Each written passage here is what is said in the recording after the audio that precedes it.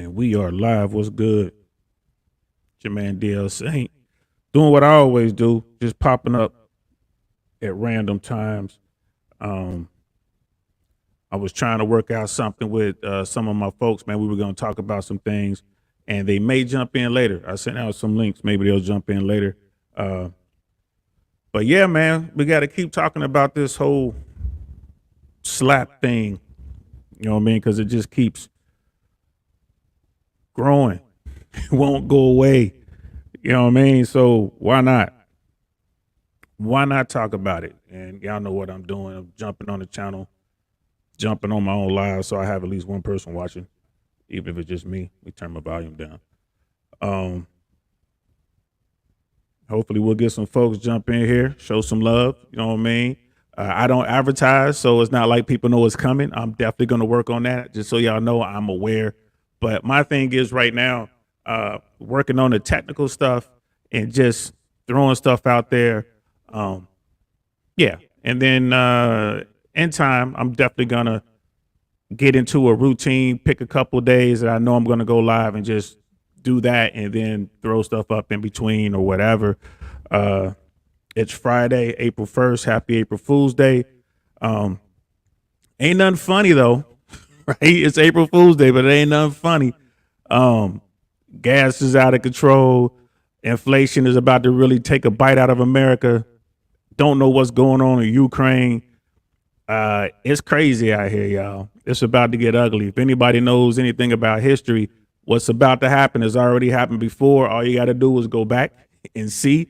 I would say start in the 1970s, the late 70s, start around 75, 76, up through 78-ish into the early 80s. If you want to see what a recession looks like, if you want to know what it looks like when oil prices go through the roof, if you want to know what it looks like when OPEC decides they're going to mess with somebody, i.e. the United States. Yeah, Jimmy Carter, great American. He was in the Navy and all that, but boy, oh boy, his administration did a terrible job as far as history is concerned, in my opinion. He did a bad job. He did a bad job. So yeah, check that out. Hey, happy April Fool's Day, man. I hope nobody came to you with a fake lottery ticket that shows you like won $100 million and was like April Fool's, because that would hurt. That would absolutely hurt. Looks like we got a few ninja watchers out there. What's up to y'all? Thank you. What's up for rocking with me, man? Whoever y'all are, shoot, you know what I mean? Shoot yourself out. Yo, shoot me a comment or something. Let me know who you is, cousin, cuzzo. Remember, I don't gangbang. Just the way we talk. We was talking like that in the Midwest, and we had no idea what was going on the West Coast. So show some love. You know what I mean? Yeah, it's craziness going on out here, y'all. Craziness. One of the shows I'm working on right now was going to do last night. Should we talk about family law? Is it time for reform? I say yes, and I was going to just jump on and kind of vent a little bit because I am going through the process like a lot of people, men and women. It's a system that just doesn't make any sense. And as I was taking notes and as I was setting up, I realized like I'm gonna need a little bit more time to find some more numbers, some more studies, some more articles, and really I want to really delve into that properly, because I absolutely believe it's time for some sort of reform, not simply because it affects me or people like me. It's just the reason we need reform in family law is because it really just hurts the kids. At the end of the day, that's what it does. And then when you hear the horror stories, like the majority of people who break up either have a divorce or they break up in a long-term relationship and there's children involved, they generally work it out. They co-parent on their own. They make it work because they're thinking of their kids. And I got a shout out to Ty Barnett, because he said this to me a long time ago. He was like, because, you know, he's a dad and he made it work. And with his two beautiful daughters who are grown now, he made it work. And trust me, he had a lot of things he had to deal with as a father, and he had to take all these things in consideration. And he said this, he's like, there are two types of people when you're dealing with the family law system and whatnot. You're right. There's two types of people, two types of parents. You have the parents who care about the children and the parents who really don't. They care more about themselves.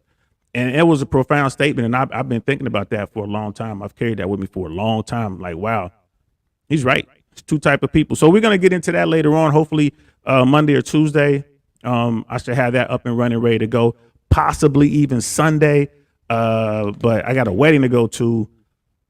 So I don't know if I'll get what I need done by Sunday. And I generally don't go to weddings. When I get invited to a wedding, I normally tell people I go to the second one. I normally don't just go to the first one. Like, I make the second one. But this is a real close friend, really close friend. So she asked me to come, and I'm like, absolutely. So shout out to you, Marite Lee Go, my girl Marty. Shout out to you. You know what I mean? It's your weekend. They're down there now doing big things. I'll be down there first thing tomorrow. I'll be there. I'm not gonna miss it. Not for the world. So I'm even gonna put on a nice suit. I won't even be wearing none of my cartoon T-shirts. I'm gonna be dressed like a gentleman. I'm gonna cut off the half furrow up here. I'm gonna cut all this off. I'm gonna look like the proper gentleman. And just for you, because you're an amazing person. Marite Lee Go, really good filmmaker coming up in Hollywood, doing her thing right now. She has a movie. Her latest movie is out right now. I think it's called Darkest Night. Yeah, Darkest Night. It's a black vampire flick. You know what I mean? So check that out, man. And I'm gonna check that as the show goes on. But it's on Amazon. Just IMDb or Google her name, Marite Lee Go, and it'll come up. And she's always hooking up us. You know what I'm saying? Like, you watch her cast, you see what she has going on and what she has done. She's doing good things. So shout out to you, Marty, wherever you at. Well, I know where you at. Shout out to you down there. I'll be down there tomorrow, promise. So let's get to it, y'all. What am I going to talk about today? All right, we're going to talk about the slap, but we're not going to talk about it from Will and Jada's perspective. We're going to talk about it like Chris. We're going to focus in on Chris Rock right now, right? Chris Rock. I mean, the way things have been going, what he's been doing, I got to give it to him, man. So, and the title of this particular episode is Chris Rock Super Sigma, right? We're always talking about alphas and betas and this and that. The way Chris Rock is handling this, is he Super Sigma, walking his own path, doing his own thing, making it happen, right? Is he?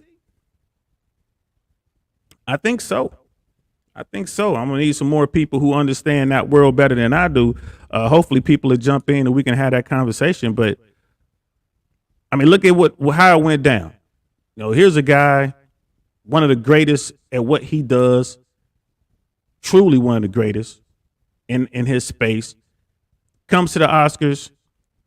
He's no stranger to the Oscars.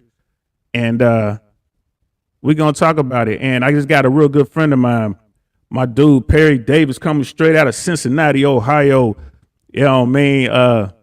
Esquire, businessman, solid brother, straight out of Avondale, grew up in the same neighborhood I grew up in. So we're going to bring Perry in on this conversation. So what's going on? Perry Davis, Esquire, what's up, brother? What's happening, sir? How you been? Oh, man, I've been all right. You know what I mean? Still working on my passport issue. Yo, they sent my passport back, right? Yeah, like, you got to start the process over again for whatever reasons. I'm gonna get that sorted out because I need to take that trip. You know where I need to go. So, hey, man, for the people who are gonna be watching this tonight and who's gonna be catching up with us later, man, in the rebroadcast or whatever, tell everybody who you are, brother. My name is Perry Davis Jr. I'm an attorney in Cincinnati, and I've been practicing law for 34 years now. So I do a little bit of everything. 34 years. He got any problems in Cincinnati or the region or whatever? Holler at my man P. But you don't do dope cases though, right? You gave that up? Yeah, I clean it up. But since I got my son practicing with me now, a lot of my fellow people who grew up with me, they calling for a little more issues than the normal issues. Oh, a little more issues. So hey, holla, OGs, Perry back in the business, y'all holla. Little Perry got you. Yo, thanks for joining me, man. So I was just talking about everything that's going on, and just so people know, Perry is the one who told me what was going on with the smack.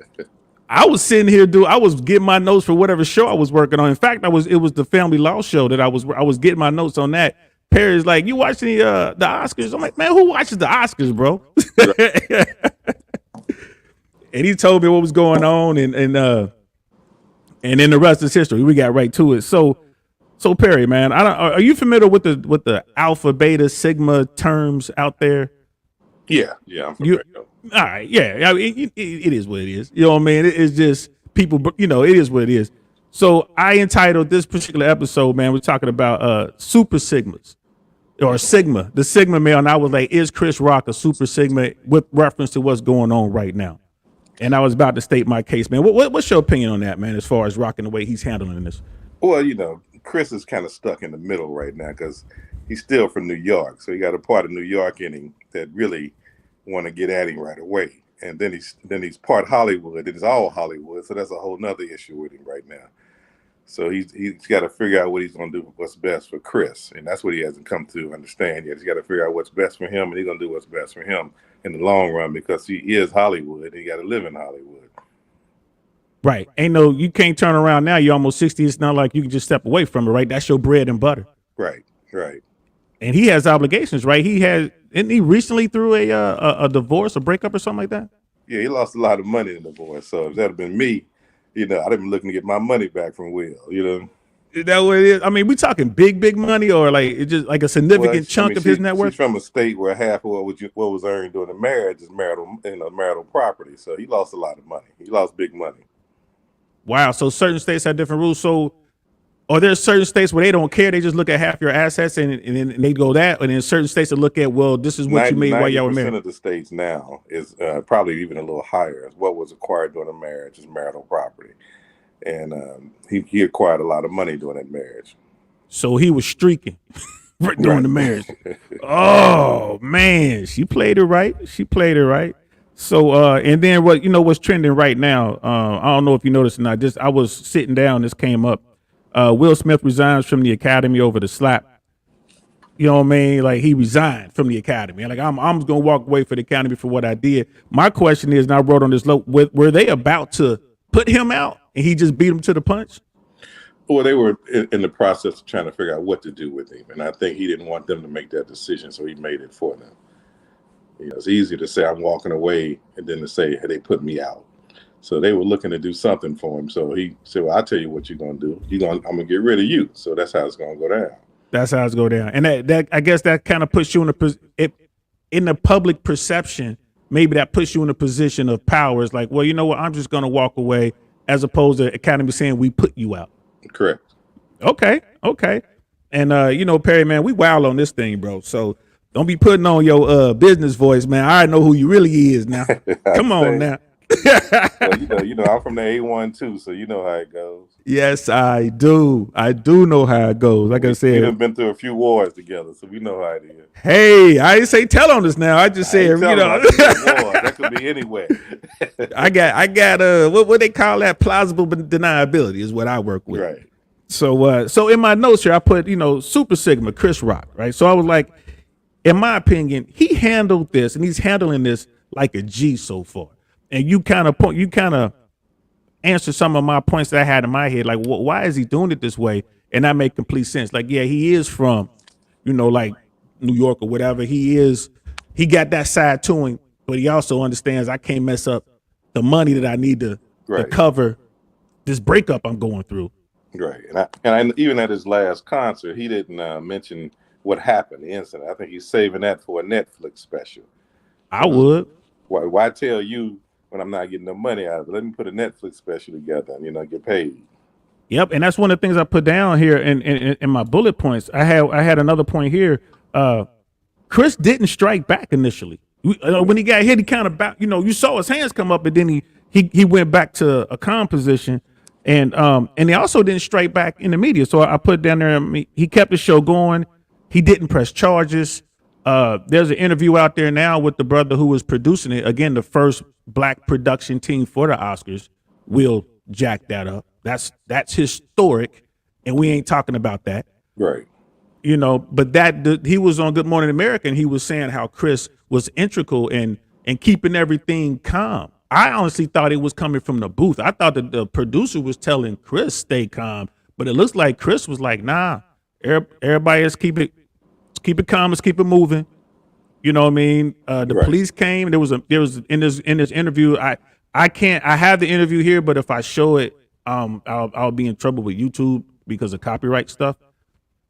But go see it and go watch it. But he was saying how LAPD was there, Johnny on the spot, and LAPD was talking to Chris, and Chris was like, nah, I ain't trying to hear it. And the producer was like, no, man, listen, let them finish what they got to say, then you can say what you got to say.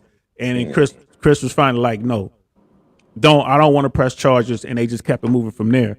So, I mean, P, what would you have done, man? I already know what you would have done. Well, if it had been me, I'd have did everything you could do to the brother. First of all, I would have choked him, but that's a whole nother story. Hey, one up in here, y'all understand? I mean, first of all, he like I posted, he smacked 150-pound Chris Rock, but he should have been smacking the singer that had his, but that's a whole nother story. Austin, absolutely. That's bro, screaming, keep my wife's name out your mouth. Like, man, there's other things need to be staying out your wife's mouth. Right. You worried about Chris's mouth. You need to be worried about her mouth. Augustina, he had a whole lot in her mouth. Exactly. Will. And that's another thing too. I was talking to folks and people were focused on that night. Well, he looked over at his wife and she was visibly shaking and all this other stuff. And I just keep saying, no, man, I can't even let that ride. No, like, and not her. Maybe if it was somebody, if it was Michelle Obama and somebody said a monkey thing, something about a monkey, okay, we got to do something about that. But the G.I. Jane joke? Right. Plus, you come to, like they said, you come to Oscars with a comedian, you're sitting there with a bald-headed woman, somebody going to say something. It's coming your way. It's coming. It's coming your way. And here's the thing, too. Like, there's a lot of talk like, well, Chris Rock knew about her struggles with alopecia. And on the very first broadcast I did about this, I was talking to Ty Barnett. He's a comedian. He's out there in LA. He's in them streets. Like, he knows what's really going on. Ty was saying that Chris probably didn't know. And my argument was, how could he not know? Because I could see Chris not knowing, but his team of writers, and then, I've been thinking about it, and you know what? His writers aren't in the streets like that. They eating off of Chris. So it's a good chance. It's a real good chance that he did not know. And he said he didn't know. So, I mean, I didn't know. I just thought she cut her hair for, a movie, or that's what she was rocking now. I didn't know either. Whiskey Earn, what's good, brother? What's good, Mr. DL? Saint in the house. Thanks, brother. Thanks for the love. And I see Better Gents podcast. Are you doing something, man? Send me some links, bro. Send me some links. I definitely come support you over there. That's what's up. And meet my dude right here, Perry Davis, Esquire. See, you got a title, man. I ain't got a title like that. I'm just Don Lewis, that dude. DL Saint, that dude. But I feel you on that, man. But I'm looking at Jada, right? I didn't know of her struggles.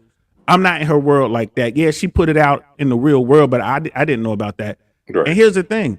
Jada fine with hair, without hair, with makeup, without makeup. So if anybody's going to rock a bald head, I'm thinking that just might be her. She's always been cutting edge. She's always been doing that. So I didn't know about that. And the G.I. Jane joke, I'm like, what if her hair was bald because she was playing a tough woman or something like that? Right. So I thought it was appropriate. Of all the things Chris Rock could have said, because he know about the red table. Of all the things he could have said, that's what he said, and he get smacked for it. I don't know, bro. I don't know, P. So that's that. So, and I continued on with the notes. I was like, one of the things that I really respect about Chris, J Bones, what's good, brother? I see you. Thanks for coming. Thanks for the support, brother. One of the things with Chris is he didn't play the victim card, right? And I'm sure he kept his people calm. He kept them he made sure they didn't act. So he had to not only, he's not playing the victim card, but he has to keep his family, his crew, his people, like we said, he from a real place. Right. He got to keep them in check, right? You think that came into play? Oh, I don't think there's any question, because his brother is from a whole different type of street. Yeah. Shout out to Tony. What up, Tony Rock? He real. Yeah, Tony a real one. Tony's not Chris, so Tony got a whole different mentality. Tony, that one from Burn It, you know. Right. Yeah, Hey, not burn it. Oh, not burn it. Like, yo. yeah, you know. I'm from North Avondale. Tony from Burn It. You know what I'm saying? Right. See, I'm right over there in Glendale. So like, yeah, burn it and them Blair boys, man. You don't want to mess with them. At least that's what it was when I was coming up. Right. So that's what I'm saying. I'm sure you had to keep Tony a little. You know, let's tack it from a different angle this time. You know. Yeah, that makes sense. And so people who are out there who grew up in bubbles different than ours, Right. I think they need to understand that it's when something happens, like if something happens to Perry, for instance, and that's my man, I rock with him. If something happens to Perry, he ain't got to say nothing to me. I'm already looking for people. That's how we came up. So you got to play that role. You know, Chris had to sit there and play the Godfather and sit back like, yo, get all the troops together and say, hey, this is what we're doing. That takes effort. That takes you got to think about that. Yeah. Oh, and plus he was probably in shock. He couldn't believe what happened to him either. Exactly. You know, so you got a whole lot of things at play here. You know, are the lawyers going to get involved? Do we get a settlement off the table, under the table? You know, do I have to file suit against him? Do I have to file criminal charges? Do I have to meet him in the alley? There's probably a lot of things going on. Right. Do I call up the troops? Right. Because here's the thing. They know where they live. They know where each other live. They know how they move. They know where they at. So it's not a question of, oh, we got to go find this dude. No, I know where he at. I'm going to come see you. All right. And there's a lot of people out there that, and that's why I wanted to break it down like that. Because most people come from civilized areas. They don't have to deal with this sort of thing. Right. So yeah, man, we got, I always take time to try to read as many chats as I can. So Whiskey saying, yeah, man, we trying to start something too. And he said, what's up to Perry? Thanks, bro. And yeah, like I said, man, shoot me links, bro. Shoot me links. I definitely want to support. Chris was definitely in shock. But when we say he was in shock, it was more like just surprised, not like shock, like, oh my God. You know what I mean? Shock, like, I can't believe his brother pulled this, you know? Right. Like, I can't believe this BS. Right. And yeah, and Chris' brother wants to pull up. Exactly. Like Chris had to talk to Tony, I'm sure. It's not like I'm in touch with them right now, but Chris had to tell Tony, don't do nothing. And Tony's like, all right, I just do a quick little thing. Like he did an interview. I know it's one interview out there when he was talking and he was saying that Will's apology isn't enough or something to that effect. Right. So, okay. But again, you got to be a boss to stop that from happening. Oh, yeah. You know what I mean? So another thing to Chris's credit, again, he stayed away from media for longer than most would have. I mean, I've only seen one, like a couple clips here and there, but it's not like he didn't do a press conference or anything like that to my knowledge. Have you seen any press conferences or anything? No. I just saw what he talked about when he went on stage in Boston. Plus he had another show coming up, so he had things to get ready for. So no, he hasn't really done any press conference, haven't done anything. He didn't talk about it in Boston. You know, he just did his show, told them I'll talk about it at a later time. But right now I got a show to do. And even that, they're taking away people's. I'm surprised they came out with that audio because they take your phones when you go to these concerts now. Yeah. So I'm like, you see how hard people are trying to sneak their devices in there to record. Probably had their watch on was trying to record that, right, and get that clip. And but yeah, pretty much Chris is doing his own thing, like I said, like a boss. So here's why I'm glad Perry jumped in. Thank you so much for jumping in, brother. Especially last second, I was just like, oh, let me hit PC. What are you doing? That's okay. I had to wake up sooner or later today. Yeah, exactly. Come on now, you know. What's next for Chris? You kind of touched on a little bit like some of these options, but I mean, does he sue the Academy? Does he sue Will Smith? What other options could there be? Well, I mean, he could sue. He probably, if he's going to sue anybody, he's going to sue Will Smith. And you know, like one of the comedians said that what he'd have done was Jim Carrey said what he'd have did the next morning, he'd have sued him for $250 million. $250 million. That's about what I would have. Whatever I lost in that divorce that he lost, that's what I'd sued him for. But what are the grounds? I mean, as an attorney? He first of all, he got a whole lot of grounds. He got, assault and battery. It's a whole lot of things. And he messed with his reputation. I mean, it's a whole lot of things. Defamation, it's a whole lot of things he could sue him for. And there's no question he probably would win in the civil court. Everybody in the world saw it. Right.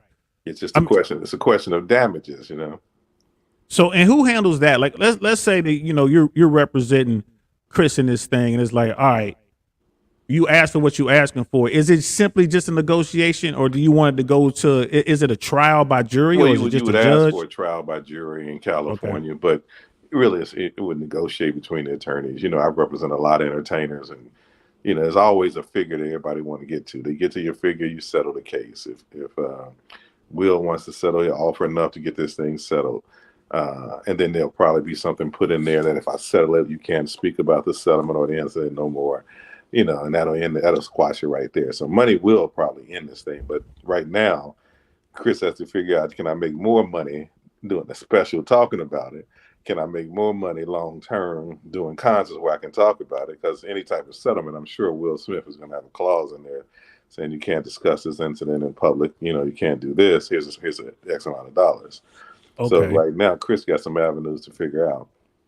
And I'm Okay. sure he's talked to his lawyers. I'm sure he's got some sense to do that he's brought some lawyers involved. Oh, I bet his lawyers were calling him. Right, right. Call him. Because if my client, I'd have called him right away. So let's go get this. So, okay, and like day one, like when Ty Barnett and I were on here talking about the smack or whatever, I said they're gonna do something to Will Smith. Ty's position was like they're not gonna do anything to him. He's Teflon out there. They love him in Hollywood. And at the time, it looked like Ty was correct. Now the tide seems to be turning just a little bit. I think that's due. Well, there's too many people that came out and spoke against him. That it's part of that academy. You got these actors out here. You got the people behind scenes. The shame of it all is you had the first time in the history a black man produced the Oscars, and you turned the Oscars into the Hoodie Awards. I hadn't seen the Hoodie Awards in so long. I thought I was back at the Hoodie Awards. I said, "Oh shit! So who's gonna grab the mic next?" Somebody walk out the crowd, grab the mic. It's the Hoodie Awards going on, and so they had to do something. And they were probably in the process of finalizing what they're gonna do. And he decided, "I'm through with the Academy." That's so funny, man. But you're right though. They had everybody but Auntie Lily went up there and just grabbed the microphone, and started talking. The Hoodie Awards, that's what it turned into. He's screaming from the crowd, "Keep my wife's name out your mouth," Out your fucking mouth. Right, like he's somebody. When did he become gangster?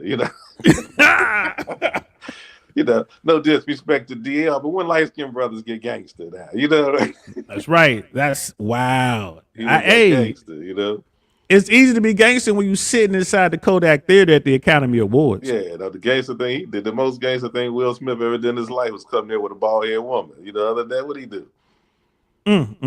Boy, so and this is one of the things I said to Ty that night. I said, man, I think that something's gonna happen to Will, but if it doesn't, I like that. Like Hollywood owes Chris Rock a solid.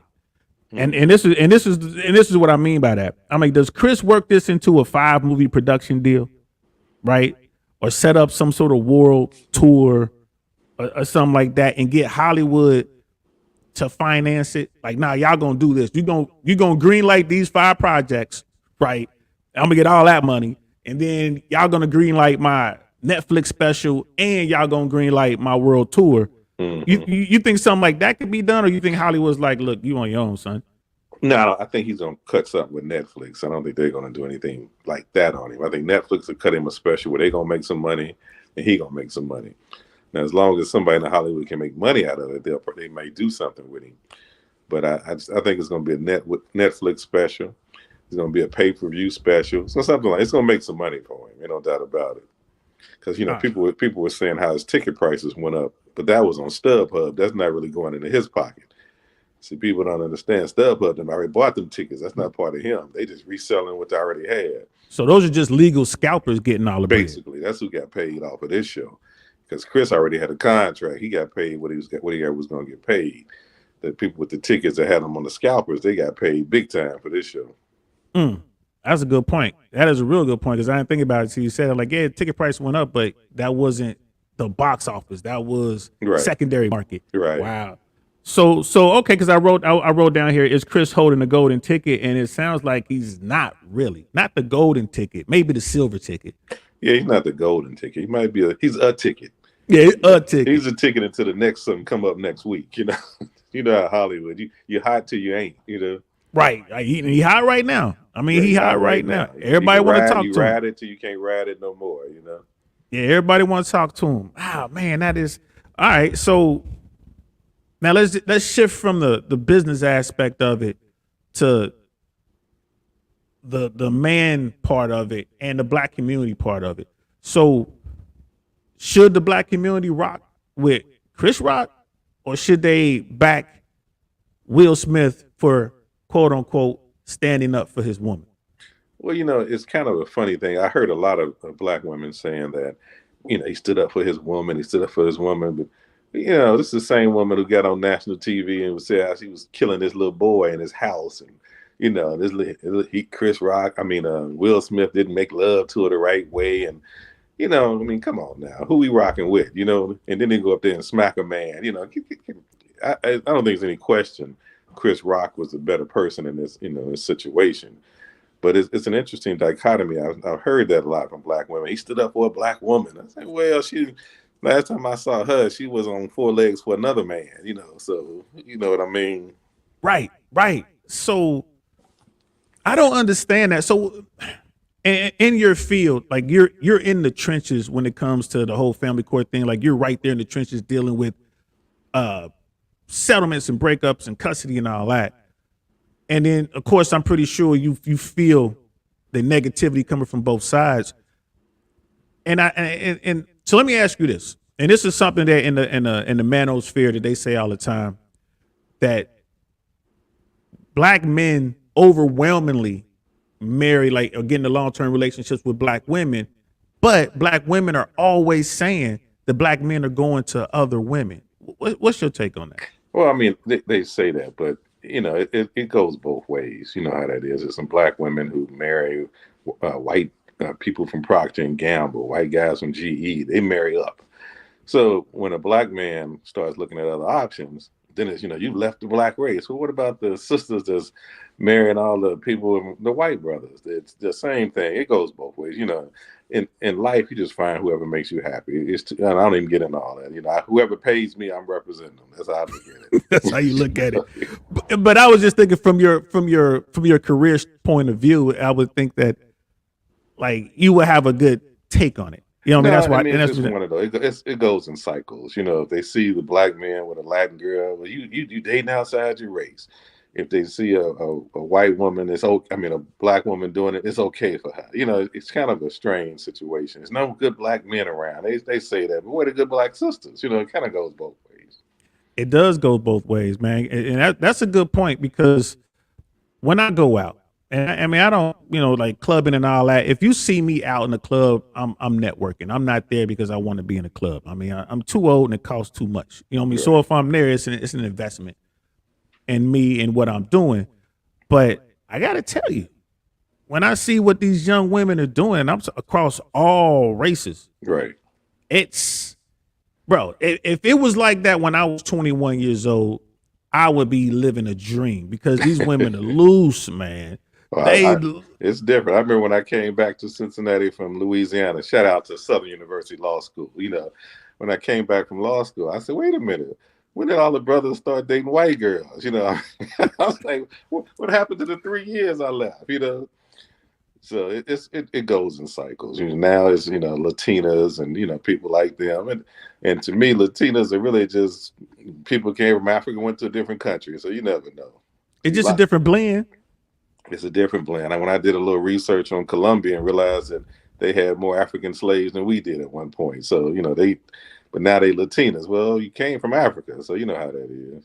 Yeah, yes, I do, and that blew me away too. And shout out to you, brother, because I've done some traveling, but my real traveling I've done, we you, bro. Well, I try to take my people from A1 wherever we go. Hey, we be in there too. I be tripping. Like, yo, what's Avondale dudes up in here walking around in Poblado? What's going on down here? Walking around in Poblado, walking around in the bowels of Aruba. We done did a few. Oh man, I ain't gonna lie, man. Aruba was the joint.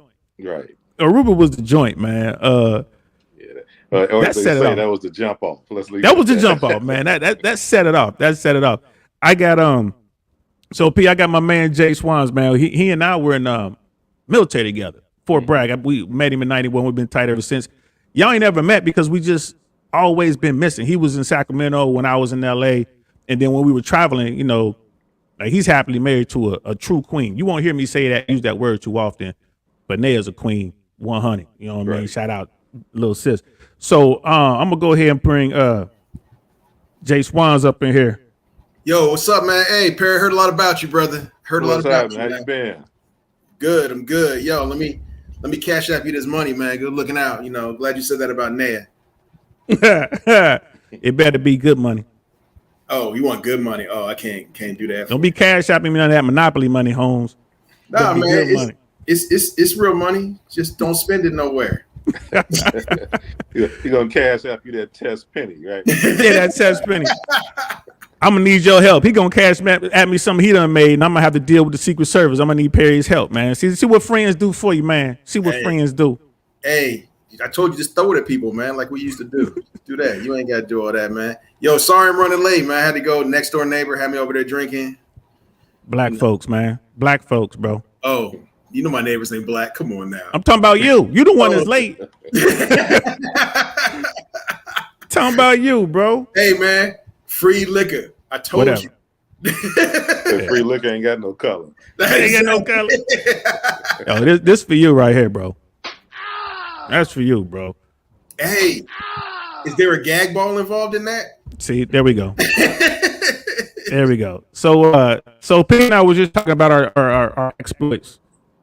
Traveling a little bit. You know what I mean? I don't know nothing about that. I know. Listen, you're gonna learn some stuff, man. So, yo, Pete, what made you decide to start traveling like that? Like, cause I knew I learned of Aruba through you.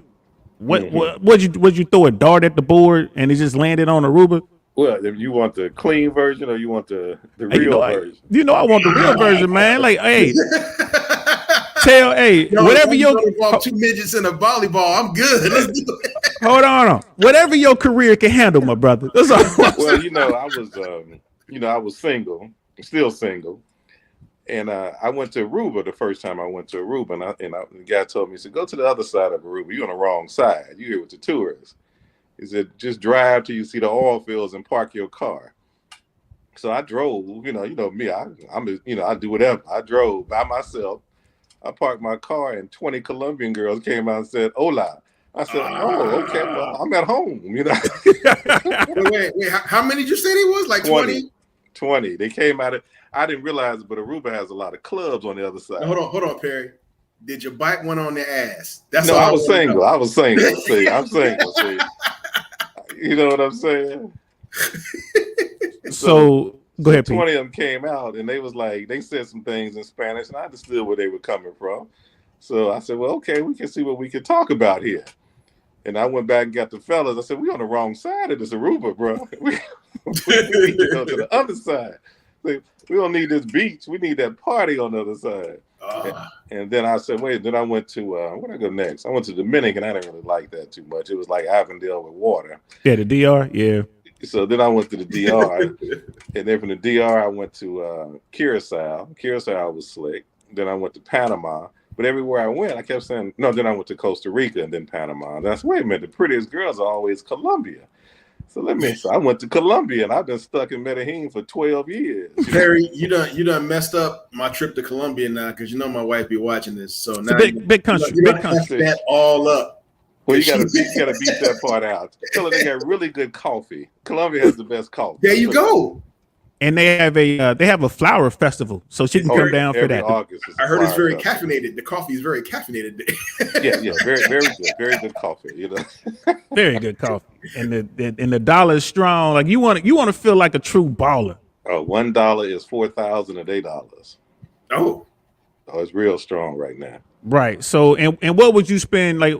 What would you like when we eat there? We always eat local, of course. We're not eating like the high end. We're just eating good. Hold on, man. Ned just said that Tiffany's the same price everywhere.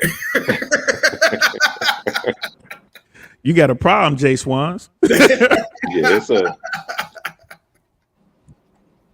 So Whiskey Earn, what's good, brother? JSwans is back. You know what I mean? Thanks for the love, Whiskey. Y'all retired dudes living a life. Perry ain't retired. No, I'm not retired. I got my law firm running. Oh, yeah, his life. Period. Yeah, he's living his life. Period. You know what I'm saying? And I'll say this, man. Yo, Perry, when we go into Thailand or the Philippines, I looked at Thailand. Actually, I looked at it yesterday, and every time I look at it, I keep looking at that 20-hour flight. Yeah. One of the cats he went to Vegas with, man, he's from the Philippines, and he was like, "Come on through." You know what I mean? He was talking about come on through. You know, these people got a house on the beach. He's like, you could rent a house out there for a month, a mansion for like $500. Oh yeah. That's high end, 500. Yeah, so I mean, that's high end. My friend, my girl Marty, I said at the top of the show, my girl Marty, she's from the Philippines. She's getting married tomorrow. I'm going to the wedding, and she's always like, yeah, let me know, we'll go. But I ain't trying to go with them. I'm trying to go with PD. That's what I'm trying to go with. Yeah, I'm not trying to go with you, Perry. Well, sorry, there's a lot of church services. We'll keep you straight. That's the problem. You try to keep me straight. Nah, well, I'll keep you straight till you get off the plane. Put it like that. So Perry, and like JSwans was late, so we've already went through the Chris Rock stuff, man. So me and you, after Perry jumps off later on tonight, maybe we'll jump back to it, or maybe we'll do another show down the road. But since I got both of y'all on here, right, and I want to take an opportunity because it's a lot of I got a lot of fresh and fit supporters in here because I'm big in there. I rock with them boys. I'm big in that world, and also got some people that I've met through Suzette. Hey man, Speaks. Hey, hold up. Why you got your Thundercat shirt covered up with a collared shirt? Is Perry on? You trying to look professional? Yeah, absolutely. Absolutely. Look, like a chocolate ass Leonardo. I wouldn't sleep just like this. So Yeah, Perry Fall. That's how hard he working. He ain't retired yet. Look how hard he working. I took that second booster shot. I've been asleep for 2 days. You got to follow that up with some scotch. Now, see, I ain't had a drink in my life. I don't drink. I drink Mountain Dew. That's it. Oh, Perry ain't got no vices, man. Just one. Perry got one vice. Don't worry. Then you go ahead and order the drinks. We'll drink them all up for you. Guaranteed. Nah, bro. But you gotta understand. My favorite is free. No, when I go, I run hard. I don't have no alcohol. Ain't no excuses. That's like you just going in commando. Right. I'm gone. You know. Yo, Jay, you don't understand. Like Perry is a savage. Y'all don't get it, man. He's a gentleman. We've had that show. We did a show on gentlemen and all that. He looks so nice. Yeah, he's Yeah.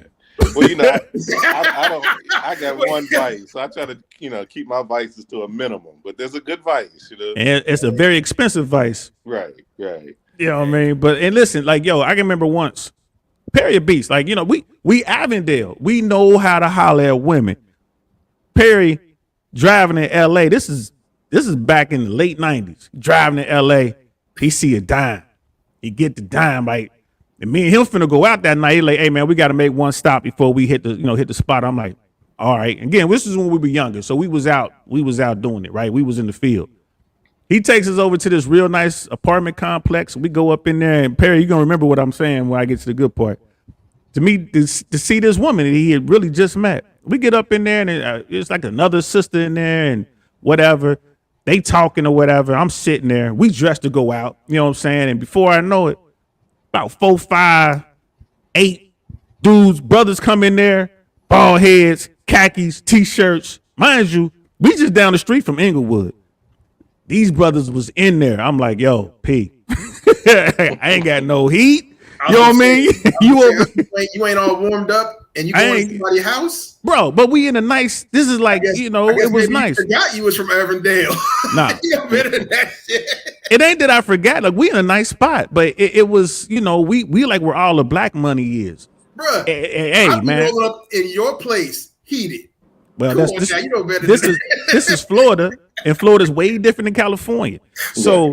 So I was like, P, man, I ain't gonna lie, man. I had to tell P, like, I waited as long as I could. Remember what I did, man? I was like, bro, I'll meet you in the car. Them boys was in there, man. I was like, P, I'll meet you in the car, bro. I was like, man, if something go down, I need some room. Tell a story when you told me to put the girl out. Y'all was down in LA and California. That's a dance battle. Y'all should have had a dance battle on that one. Yeah, see, he don't know what he's talking about. What story was that, P? I thought you was gonna tell a story when you told me to put the girl out that was drunk. Remember, you was following me in the car. Yeah. And I said, this girl don't even know where she lived. I didn't care.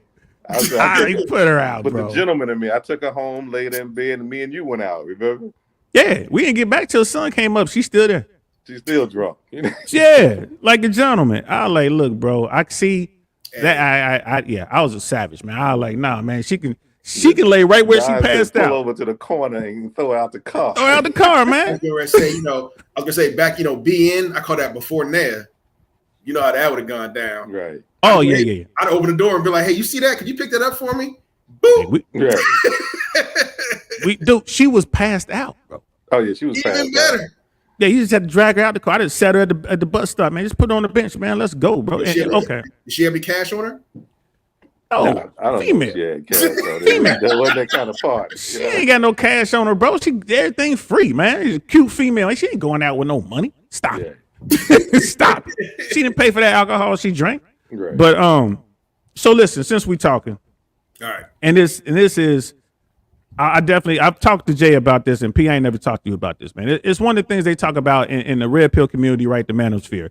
They talk about the 80-20 thing, whereas 20% of men are engaging with like 90% of the women out there because That's women fake want news. the best. Well, That's you know, fake me and you've already talked about it, and I'll give you a second to respond in a second, but I want to get Perry's opinion. Do you really believe that the majority of women are so stuck on getting the best guy they can that they're all basically chasing the same 20% of dude, and the other 80% are just invisible to them? Well, I think it depends on where you at. You know, if you in LA and you in California, it's a little different than Cincinnati, because I don't want them chasing me anywhere in Cincinnati. You know, so it depends on where you at. You know what I'm saying, and what your playing field is. I got a brother. He's in Columbus now. I call him the 95% brother because he don't want anybody fine. He want all the. We call him. He want all the 95 girls. You know, the big girls. All fine. Hey, big girls need love too. You know what I'm saying? And he's trying to love them up too. He's loving them up. He's buttering them up like a Popeye's biscuit. You know, he's loving them up. And so he's like, I can't go there because you looking for the 5%. I said, well, you got all the 95s you want, brother. Do your thing, you know. Man, Really okay. Depends on where you at. Okay, but in theory, it sounds to me that you're agreeing with, women are gonna tend to go to get the best they can. Well, that they were trained generally to do that. Women generally want to marry up and date up. That's generally how it is. And you say train. What do you mean by that exactly? Because, you know, like I had a client of mine, a grandmother and mother told us what you're supposed to do. Go get this guy, find this guy. And that's just how they are. You know, that's what they, no one really wants to marry down. Men don't have a problem with it because if she fine, we can figure out the rest later, you know. But women tend to want, you know, stability. They want that money. They want, you know, certain things they want in life. I mean, that makes sense. Right. Okay. And JSwans, all right, you over there jumping like a jumping bean, man. Go ahead and throw your 2 cents in, bro. That's because I gotta go to the bathroom. Oh, we're gonna handle that. Just stand up. That makes sense though. I mean, look, if you know, I mean, everybody wants a Ferrari. Right. You know, everybody wants a Ferrari. Everybody's gonna go look at them. They're gonna go test drive them if they can. But that doesn't mean they can actually get one. But I mean, they'll take the shot. Yeah, everybody wants one. Don't mean you know. Yeah, that's right. I mean, like, you know, I find it hard to believe. I mean, because, you know, I mean, even now, like you just said, I found it hard to believe. But even now, even with Perry and with me talking about it, and you would say, okay, everybody wants it. So couldn't it be the case? Yeah, but everybody ain't getting it. Right. We're not talking about what they get, but the fact still remains that the average woman is not looking at the average dude. She's looking at the same dude the dimes are trying to get with. Hey, hold on. Okay, hold on. Let's see. I'm gonna put myself out there. All right. You'll know exactly what I'm talking about. Somebody drunk. Gazuki shot. Gazuki shot. Gazuki scored. So Perry, guys, when we were in Korea. Hold on. I thought we were saving the whole story. Okay, wait a second. Perry, I'll tell you offline. Perry, I'll tell you offline. Everybody takes an L. Even Jordan this. took an L every once in a while. You know what I'm saying? When I was married, I was married to, she was from Sudan, Africa, a beautiful woman. I'm not going to ever say anything bad about her on camera. Because he's a gentleman, and that's what gentlemen do. Right. I mean, she was on the cover of Midnight Stars album. She was a beautiful woman. Ooh. I remember asking her after we got married one time, I was curious about her mindset because she wasn't from this country. So I said, look, let me ask you a question. If I was the exact same person, exact same goals in life that I wanted, but I was a manager at McDonald's, would we still be married? She looked at me and said, you lost your mind. Instantly. Right. Instantly. Like it was nothing. Okay. Cut Barry off. Yeah. There you go. I'm back. So you see, done cut him off. Her right there cut me off. See? Hey, you know she had. I told you about the bugs she had in the house. So Right. Like that. Oh, bro. She could have caught Bin Laden in 5 minutes. My wife. We wasted a lot of money trying to hunt him down. Just call her. Yo, and listen, y'all. People think I'm like Perry is a beast. He's a beast, yo. You know what I mean? So when he tells these stories, man, like, and he's open too. So thanks, brother. Thanks for being honest, man. You know what I'm saying? She was serious as a heart attack. I wouldn't even spoke to you. I said, I've been the same person. She said, yeah, without me. I said, Well. So okay, and again, I brought this up because I'm not trying to hate on females, and you know, like again, the people who are consuming my content belong directly or indirectly into the manosphere, to the real red pill world. But and there's a thing. So what would you say to those brothers? And we are, I mean, we know they out there, but what would you say to those brothers who are in the bottom 80%? Because you know you got these guys who are crying, and you know we come up in a world now where everybody gets a trophy. Then you become a grown up and you realize everybody doesn't get a trophy, especially if the trophy is a dime, or in their case, just a woman. What would you say to get what them? I would tell them is the same thing my mother told me. You can get you a trophy. It may not be in your neighborhood, but sometimes you got to move on. There you go. See, and a lot of times brothers who, and I've come to find out, you know, because I do a lot of traveling. I travel every month. Brothers who live where we live date where they live. It's a big old world out here. You can find you a beautiful woman in Thailand. You can find you a beautiful woman in Rio de Janeiro. You can find, you know, so in Colombia, for example, they got women who clean in the streets for 12 cents an hour who look better than Halle Berry. So it depends on what you're looking for. Wait, hold on. Halle Berry, 1993. Halle Berry, pre-crack. Halle Berry. Pre-crack. You about to cut off again. Halle Berry about to shut your shit off, bro. but that's true. I don't know if y'all got to clean up. Nance here. Look, there's Nance. Hey. Hey, Nair. We got to clean it up now. No, we don't. What y'all That's talking about, Craig? Yeah. Ask Nair to go make you a. Hey, ask Nair to. Hey, Nair, can I ask you a question, Nair? Oh, maybe. I just want to ask one question. If LJ asked you to make him a sandwich, would you go make him a sandwich right now? Absolutely. Ladies, did y'all hear that? That's a queen. Without hesitation, I got to take care of my rib. If my rib is hungry, I got to feed my rib. Babe, do you need anything? No, I'm good. Okay, I love you. Have fun. I love you too. Thank you. And the pups here. Yo, show that to whoever out there in the real world. That's how you keep a man, ladies. Love you. But Perry John want me to tell this story, but I took on to Colombia one time. One time? Well, a few times, but you know. And there was you remember the McDonald's? I was just about to bring it up. Yeah. And we walked past McDonald's. Every time I take somebody, I kind of prep on wherever country you're going, how it is. We walking past McDonald's. I realized I'm walking by myself, talking to myself. Don stuck at McDonald's. I said, "What you doing?" He said, "Man, you see this girl at McDonald's?"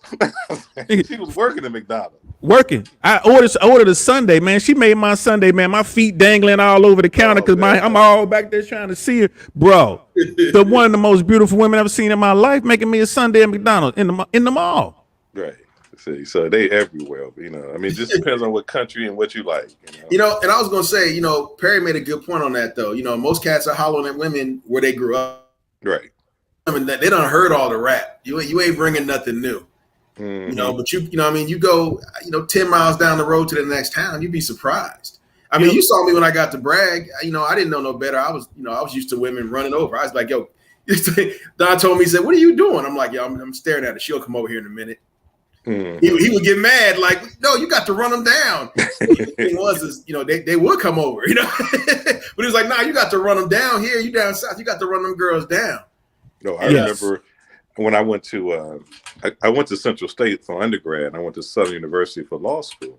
And just for people who don't know, where's Central State and where's Southern? Central State is in Xenia, Ohio. Southern is in Baton Rouge, Louisiana. So I went from a 2,000 student body to a 12,000 student body, all black.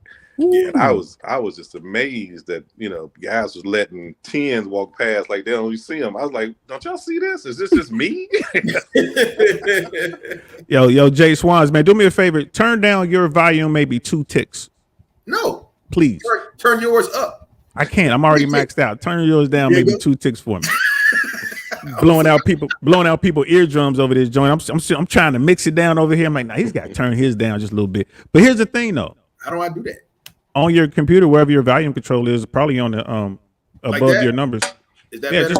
Just 2 ticks. That's good. Is that So better? yeah, absolutely. Hood. So here's the thing. In the Midwest, we were known for 2 things. Most dudes in the Midwest were nice with their hands and knew how to get at chicks. Right. Especially Cincinnati. Like we were just known for that. Where in the world did that come from? I wanted to get to a point because Perry is down there seeing all these dimes, like ready to go jump. Here, all these dudes are sitting around. It's like, I don't get this. When I went to Bragg, when I met you, California dudes were always like that. They sit back and just wait. You know what I mean? In Georgia, come running. well, that's what I mean. We had to chase down our food. We had to hunt. Right. Because in Cali you got to keep it clean. I reckon. In Cali, it's an overabundance of fine. That's what it was, we though. Get one every month, That's what it was, though, for real. But I tell you, man, when I got down south, I was like, man, they come in different flavors. I ain't never seen this many Oh sisters. yeah, Louisiana was something special. Yeah, P had a friend. One of your real cool female associate friends. She was driving an Excalibur. Oh yeah, she got a couple Excaliburs. She had 4 at one time. Oh, wow. And that was back in the day. That's before people was stunting like they stunting now. Yeah, she was doing her thing. I still talk to her every day. We like brothers and sisters, Yeah, she doing her thing. Man, and again, it's just so. What would be your advice to these guys? Like you said, travel. You got to get out. I read a stat that said people die 5 miles. 90% of people die 5 miles from where they were born. Wow. That's an amazing stat to me. And I thought about it. I thought about my mother and father who passed. And I said, they died. And my mom died in Avondale. My dad died in Wanted Hills. That's where they were born and raised. Well, my dad was born in Georgia. That's where he moved to Cincinnati to. And I said, that's an amazing stat. Although my mother and father traveled a lot. Maybe that's where I got it from. My daddy was doing his thing. He was doing his thing, And, So you would say then for those guys in that 80%, especially if they're in that lower tier of the 80%, like you ain't getting any chicks, you ain't gonna get a trophy. She ain't just gonna plop up, right. and Get out, move around. So you gotta get yourself up. But is it more important you think to be in shape, or is it more important to be an earner to be pulling in money? It's funny you said that because I was talking to my son. He's a lawyer now, and he's pumped up and at the gym 9 days a week, all that. And I told him one day, I said, let me explain something to you. You can pump up all you want. If you ain't got no money, she gonna leave you somebody with some money. So that's just how it works in life. You can do all that pumping and going to the gym, but if brother sitting over there with a Benz and you pumped up with a Volkswagen, you're gonna be a pumped up alone brother with a Volkswagen. Wow. But if your goal is to just smash, you can probably just smash if you just a ripped up dude. But it's not going to get you. You can, but if you're looking for long term, you got to be more than pumped up. You know what I'm saying? You got to pump up your wallet a little bit. You got to pump up your revenues. Have a plan. Yeah, you got to have a plan. That's all. You got to have a plan out here. And women too. They ain't just women, because men, they'll smash, but to stick around, you got to have a plan and a goal. You can't just be pretty. You got to have something to get you in the door. But you got to stay in that door. All right, so Myron Gaines says this a lot, and the people who are listening to this will know who he is. He says, guy game is getting a woman to smash you. Girl game is getting a guy to stay after he smashes you. Guy, so girl game is retaining that guy post-sex. Would you agree with that, or would you say no? It depends. Everybody's a little different, but in general, guys are hunters. They're looking to capture something, do something with it. Now whether or not you keep it or not, sometimes you hunt and let it go. Fish and catch and let it go. But women generally want a relationship. But that's changing too. Nowadays, is women becoming just like guys. They just want to smash and let you go too. Okay, and to that point, does body count matter? Like if for women, like for a guy to have a high body count, we're looked on as like you the man. You dig? And it's always been like that because it's hard to get chicks. But for a chick to have a high body count, she's looked at as she's a hoe, 304. So would you agree with that? Does it matter or no? Well, I mean, that's an individual thing, preference, but for me, it matters. Of course, you don't want somebody that everybody done had. Okay. That's like you're gonna walk into a party and everybody know your wife's name before you get in there. Oh yeah, you So JSwans, that guy, that could be a problem. Right. No, I mean, yeah, but like, how does that even come? Say again, you were broken. How does that even what? Oh, he got frozen. He's gonna have to come back. Yeah, you with me? I mean, that conversation shouldn't even. Now, if you knowingly go into a situation where your girl's out there, I mean, you know what you're getting, right? So hold on. So when you started your statement, you said, "How would you even?" And then your computer froze, and then you didn't jump back in until it didn't jump back in until you finished the statement. So say that one more time. I was gonna say, when you go into a relationship, how do you even how does that even come up in a discussion? What body count? I ever said so. How many people you done smash before you got to me, and vice versa. That, now if you meet a woman, or if you meet a woman in the club, and she's in that club every weekend, you know what you get. Right. You answered your own question. Everybody know her name. She walked in tears. Yeah. It's up to you to make that decision. I mean, it's an individual decision. But as far as I don't think my wife and I have ever had any kind of conversation like that, because I love her. I loved her from day one. And when I met her, I went into it like I was looking for a relationship because I was ready to grow. I mean, I was 25 when we got married, 24 when we got married. Yeah, 25. And I dated her for a couple. Yeah, his link up there. He lived with a bunch of old people on a real high end community out there. So in saying money, then fit, then game equals comfortable way to run it all. What's up? And thanks for coming in here and saying appreciate it, brother. Ben 10, what's up, brother? I see you, man. What up, Saint, man? We ain't here clowning. We started off talking about Chris Rock, but now we're talking about just red pill, blue pill stuff right now. Yo, Jay, your computer keeps freezing.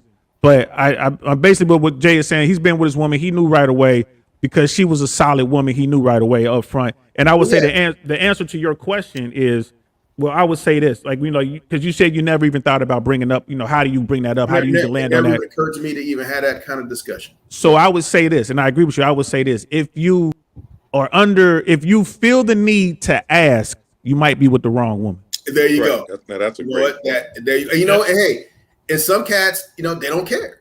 It's personal preference. Some cats don't care. If you meet your girl in the club, and you've seen her in the club every other weekend for the last 2 months, she might be out there a little bit, and you know it, but you still into her. That's your business. I mean, trust me. Unless you meet a girl that's like 12 years old, you are not the first. Right. No, that's for sure. Is that okay? Okay. Good point. So let me ask this then. With that being said, then all this talk about traditional women is out the door because there's no longer traditional. There is a new traditional. Correct? Because a traditional woman is a version. Is that? Can we agree on that? Look, there ain't been traditional women since forever. I don't know where you even get that. But Perry, what are your thoughts on that? Well, I mean, I agree with what he's saying. Really, and it depends on the age that you met the person that you consider your significant other. If you meet her in your 20s, your ideal and what you talk about is different than when you meet her in your 40s or 50s. Yes. And some people's perception of what they want changes also. Now, the problem becomes when your perception changes and you don't have what you want, then there's a problem in the marriage. Or you don't grow together at the same rate, there's a problem in the marriage. And then that's what, people call me all the time. But what you want at 20 may not be what you want at 40, especially if you haven't had the type of conversations that you should have had, and the relationship is not as strong as it is. Because what I wanted in my 20s, well, maybe the same thing I want, but that's a whole nother story. Yeah, absolutely. And I'll say this too, in the manosphere area, and that they say that across the board, when you're talking about men and what they're attracted to in women, from 18 to 80, men want young, fit women between the ages of 18 and let's say 26 or 28. That's pretty much what all men across the board say they want. Now with women, it's something completely different. Would you agree with that or no? Well, I think you can't really say that's what all men want, because men want generally somebody that they're compatible with, that they can wake up to and trust. You all want some of that. You can have the most fit woman in the world, but if she balling down the street while you at work, that's a whole different ball game. You got to have somebody you can trust, somebody who's got your back, gonna pick you up when you fall, and they can pick them up when they fall. But it's hard to do that. I told somebody last week, I said, the time that you're going to find what you're looking for is generally when in your 20s, because at that time, a relationship is a relationship. Then it becomes a little different as you get older. Then you got more assets to play, more assets to take care of, more things to consider. So the only time I think you're going to find what I would call traditional true love is probably in your 20s, because once you're in your 30s and you got a house, I'm sitting here on a $900,000 crib, and I'm saying, what you got? You got an apartment over in West End, and we're gonna be equal? No, we're not gonna quite be equal. You know what I'm saying? So it depends on where you are. That's real talk, man. Yeah. Jay, you got anything you want to throw in on that? Yeah, that's exactly what it is. I mean, men at different stages in their lives. I mean, I don't. Once again, all the brothers I don't know any brother that's in our age group that is out there hunting 18 to 26-year-olds, because that's a whole different lifestyle. I'm not trying to be in the club. I need someone that like you said, I could trust. I could wake up with. How many times have I told you marriage is, when you got someone, when you're at your worst, when you throwing up and shitting on yourself and diarrhea that comes in there and says, don't worry, baby, I got you. Mm. That's what marriage is, man. Right. And he's right. You got to find them early. That goes back to having that plan.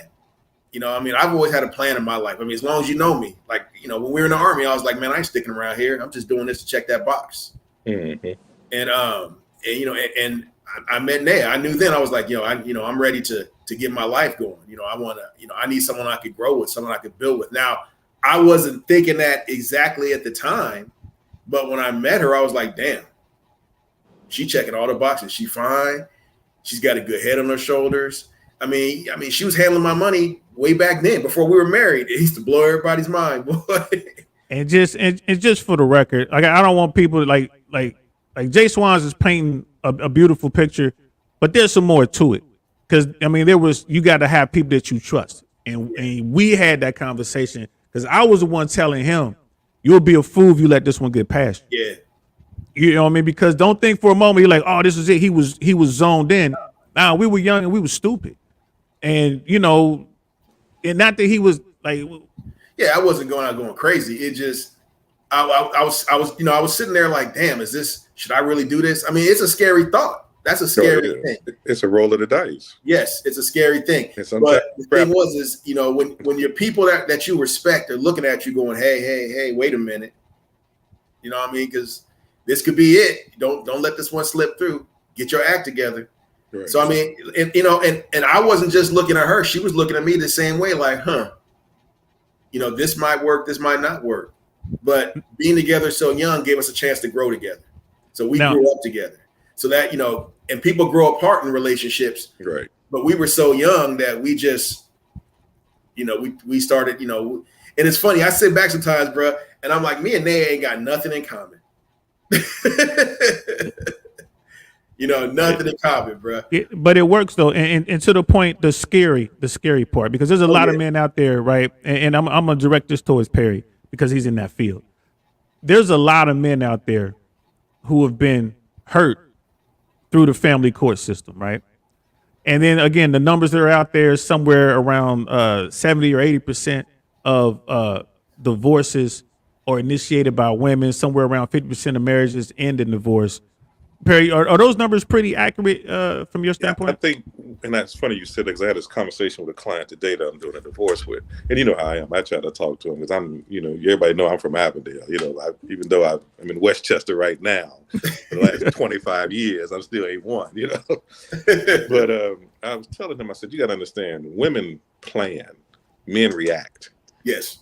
And that's what we got to run that back, bro. You got to say that one more time, man. I would agree with that. Women plan and men react to their plan. So even when you're in a divorce, she's not in a divorce. She was in a divorce 2 years ago while you was sitting in the crib. She just figured out she executing her plan now. Now you got to react to this. But what I found out lately, which I think is kind of interesting, that women are making more money in the workforce. And so what has happened, is they've got more assets, pension money, 401k money. So men now are in a position to say, okay, I want a little spousal support. And it's kind of changed how the dynamics of this divorce is going. I had a case with one of my cousins. I did his divorce, ended about a month ago. And, he's getting a couple grand a month spousal support. He's getting half a pension. He had no pension. I said, he's sitting there in my office almost in tears. I said, well, you could cry without her money, or you could cry with her money. That's really your choice here. Yeah, so he chose to cry with the money. Yeah, and on the Fresh and Fit podcast, it's funny because they'll have girls on there talking about this stuff like money ain't important. They're like, man, that's all cap. That's what the young kids call cap, is bullshit. And they were like, look, because the women are like this. I want this 0.0001% man, right? I want the guy who's making $500,000 a year. He's handsome. He's in shape. He's in tune with his feelings, right? And he's only going to be smashing me. And the guys are like, nah. A guy like that is going to have a lot of options. So if you want that dude, you're going to have to be willing to share him. And it always comes up. It's like, look, it'll just break my heart and I cry. Like, well, you could be crying in your little, whatever Pinto, whatever the equivalent to a Pinto is these days. You could be crying in your Ford Focus, or you could be crying in that Rolls Royce. Which one you want to be crying in? Right. And I think that's to your point, Perry. I got a story. I had a great story. I always use this. I had a client, and he really didn't want a divorce. I mean, he was, a guy had been with his wife for years. He worked at, GE, and, she worked at Procter and Gamble, and he had a bad car accident. And then when he started making money, that's when the love went away. She didn't love him quite as much. It kind of works. Funny how that works. But so she knew that he had this car accident. He got $250,000 out the car accident. So we're going through the divorce, and I said, well, let me explain something to you. I'm talking to him as he's crying. I said, she doesn't get a dime out of the personal injury case. So that's $250,000 you got over there coming. I said, now she's got $1.2 million in pension. That's $600,000 you got coming over there. So he stopped crying. He wiped his tears. He said, well, and I hate to get a divorce. I said, well, you can hate, but you're going to be well off. So as he drove to the final marriage in his new Porsche, I was looking at him, and he had a new suit, new Porsche. I said, you all right? He said, let's get this over with. But she was upset about having to give up $600,000 out of a pension, and he walking away with the $2. So he had $800,000 at the end of the divorce. He did okay for himself. And it's a few points I want to bring up here. First of all, anybody who tells you don't need an attorney when you're going into court, right? Did you just hear what Perry just shared with you? That is a bomb right there. Secondly, I have said this on this pod. I believe that the family court system is about to change, not because that they feel it's unfair to men or whatever, but because women are going to start getting hurt in the system, just like the story he just told you. Women are in college. I think it's 3-1 women to men in college right now. Making money. So when these relationships break, like normally the woman goes to work, like she's working. She's the breadwinner. The roles have reversed. So when there's a split, right, more than likely the dude probably is it going to be a case where if the homemaker being the man and the person who's been taking care of the kids, will they get majority of custody as if it was a woman, or no? If the woman's working all the time, is based on what they consider the best interest of the children.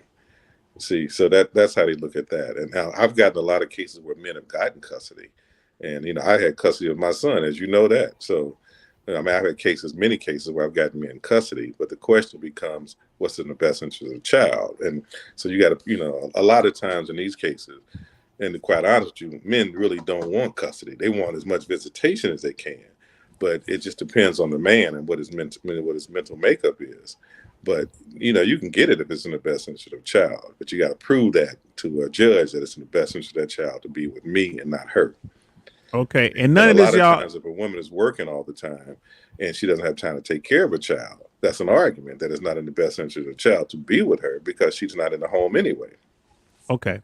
And that's been the case anyway. Now you're going to tear the child's life upside down because dad's been home taking care of and mom's been working. So, and out there, anybody who's listening to this, none of this is legal advice. None of it. We're just having anecdotal conversations about things. So I just wanted to be sure that y'all understand we are not giving any legal advice on this channel.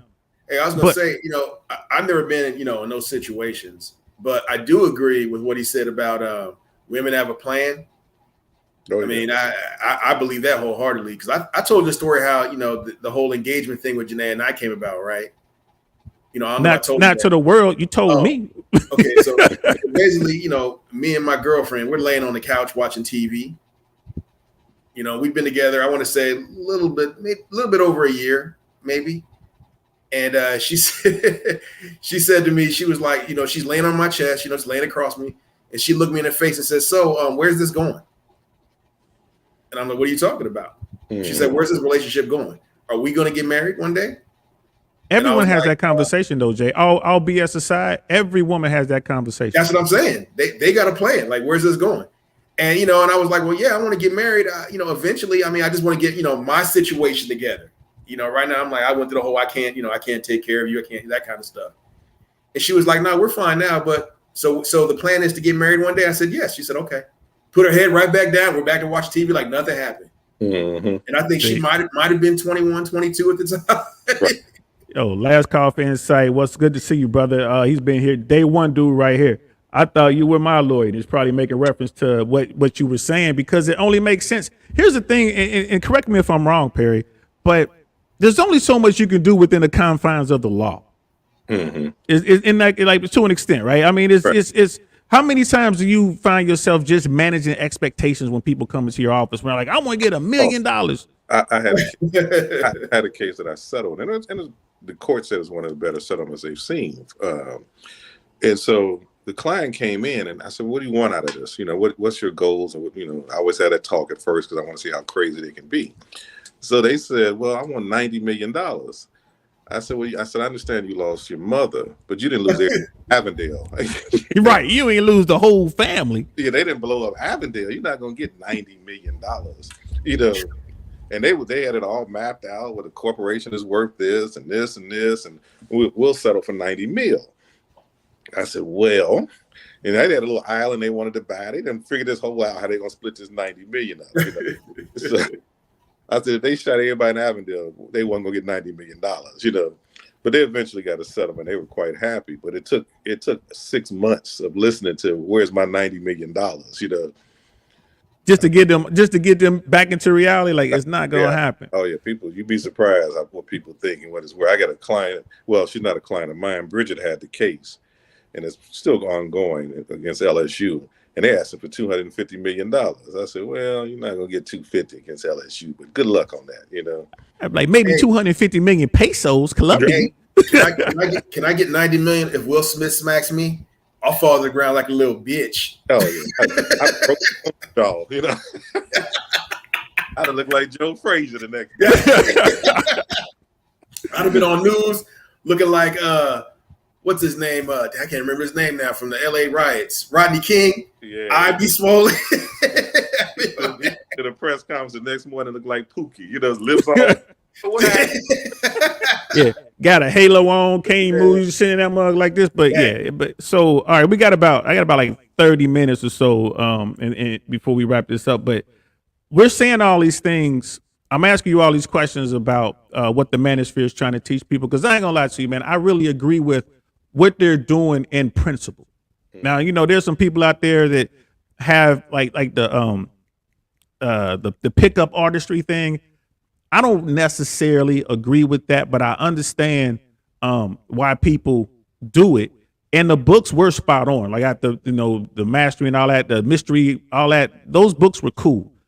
But I mean, it really it played on women's insecurities, and it was kind of a cheat code just to get them. If you're just trying to smash, I got where they were coming from. And the three of us on this panel, we've never been those dudes. We've never been the guy like just trying to smash just for the sake of smashing. And I'm gonna say what I say, but that old adage, all's fair in love and war. So, and we'll start with Jay on this, man. Do you believe that all's fair in love and war? Yes. So everything goes. You can be the pickup guy. You can be the deadbeat dude who's gonna lie to the chick and all that. It's all good. Hey, because if that's what a woman wants, that's what she gonna get. Okay. I mean, really, she gonna get. Men don't choose, women do, bro. I agree with you on that. I have never been with a woman that I talked into letting me smash in my life. So Perry, what are your thoughts on that? Well, my thoughts at this stage of my game is a little different than my thoughts at 20. Okay, so elaborate, brother. At 20, it was whatever. It was all bets off. I remember I was going to a club in New Orleans when I was in law school, and the brothers in front of me was talking. And one brother looked to the other brother and said, "What are you going to be today, a lawyer or a doctor?" And I remember thinking, yeah, I am a lawyer, And I remember I fired a guy who was working for me one time. I kept getting all these calls in my office, and I was like, "I don't know you." And these women were calling me, "Yeah, you know me. We met at this club." I said, "I don't know you, baby." She said, "Yes, you do. We had sex." And I said, "Huh?" I said, "Describe me." She said, "Well, you about 6'5". You about slim." So I looked at my runner. I said, "Come here for a minute." I said, "How tall are you?" He said, "I'm 6'5". I said, "You've been passing my cars in my name, sleeping with girls." He said, I said, "You're fired." Your way out this office. Yeah. So in his mind, all was fair. They thought they were sleeping with a lawyer. Okay, Tim, what's up, Tim, man? What's up? What's up to you, brother? Thanks for popping in here, brother. Really appreciate it. Appreciate the love. Last call was laughing at that last one. Hey, but there's some laws now, apparently, and I'm not an expert, but apparently there are laws in the UK that a woman could actually, it's a crime if you hit on a woman that doesn't want to be hit on. And it's also a crime if, and I think they're trying to do that here in the States. They're trying to make it to where if you catfish, like your employee was doing, if you catfish a woman, that could be a crime, because she's like, well, I engaged in this activity under the impression that you were who you represented to me. And since you didn't, I could take some sort of legal action. Perry, you think that's ever going to go in? Oh, I'm sorry, JSwans, you go first. I was going to say, know what that means to me? So, Perry, that means the UK is off the list of travel destination. Yeah. It's been off before that. It didn't make me my criteria. Yeah. Like how? Okay, so you. He's freezing up again. And last call was saying that's supposedly what's going on in New York right now, supposedly with that kind of that movement. Perry and yo, JSwans, man, you were cut off. We didn't hear none of that. I was gonna say, you can't lie to a woman now. Does that mean they can't wear makeup? That's exactly what that means. Yeah, I don't want to see you in makeup. I mean, well, I'm not worried about the makeup. I'm worried about that hair. I'm worried about the BBL. I'm worried about the BBL. What if it's not even? It's like I'm gonna get you sucker when it's like it's a smush on, and she just pull it off. Wait, I'm a booty guy now. If you ain't got no booty, I need help 911. Hey, nah, forget all that now. I want to know if you used to be a man. Oh yeah. That's the one you should be looking out for now, bro. They don't have that surgery. I don't care what the doctor said. Right. If you had a penis once, you still got a penis. I'm sorry. That's right. Well, y'all, thanks for watching my show. We're gonna be canceled now because JSwans decides he wants to pick on the LGBT. Leave the alphabet crew alone, man. Yeah, I was gonna say, you do your own show if you want to mess with them, man. I need to know if we going out. That needs you need to lead with that. I used to be a man. Don't be telling me this shit later. Hey, Don, I don't want to mess with your ratings and that in your show, but I think it's really funny that they can take a dick but not a joke. Ain't that funny? Okay, listen, y'all. When you want to start a podcast, do not invite your homeboys onto the podcast. Two of the closest, I'm closest. These are two of the closest men to me in my life, and they both trying to get me shot. See, Perry, you owe me a trip to Colombia, man. That's all I'm saying, bro. May 19th. Oh, yes, the next one. Trying to squeeze in one in April. I'm mad I can't figure it out yet. May I might be able to swing it. Man. We got some stuff. My attorney just sent me some stuff, so I think we're 2 steps away from trial. I hope we don't have to go back before the judge, but I'm hoping my attorney could work it out with her attorney. But yeah, that's offline stuff we got to talk about. But back to this. One thing I will say about what we were talking about earlier, when you're talking about states, it's a big difference between how California treats things and Ohio treats things. Yeah.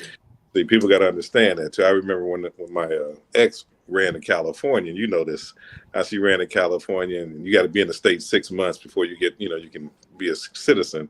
And so she was telling me, well, wait a couple weeks. Wait a couple weeks. I said, no, I'm going to file today, because I knew she was trying to get that California law to attach. And child support in California is a whole lot different than child support in Ohio. I know. Trust me, bro. Yeah, you know what I'm saying? People in California getting killed. I was like, oh, hey, like you said, women got a plan, bro. Yeah, I have a better one. No, I'm gonna take care of this. Like, yo, Perry, I know a guy in California.